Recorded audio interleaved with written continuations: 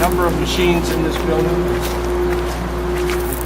We do a variety of woodworking, maintenance, and also teaching in this building.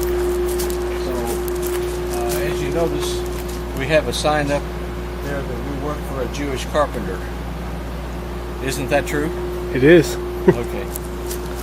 But the inside of the shop, you want to see inside, it's a mess. But at least you can look at it.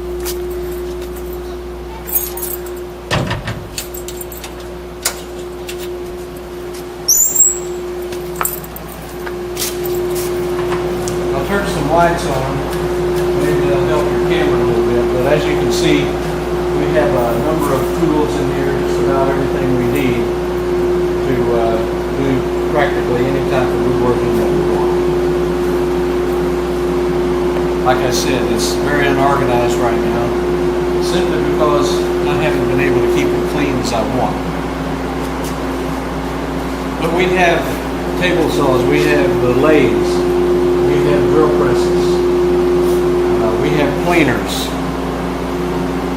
And of course, we store a lot of painting materials and things like that in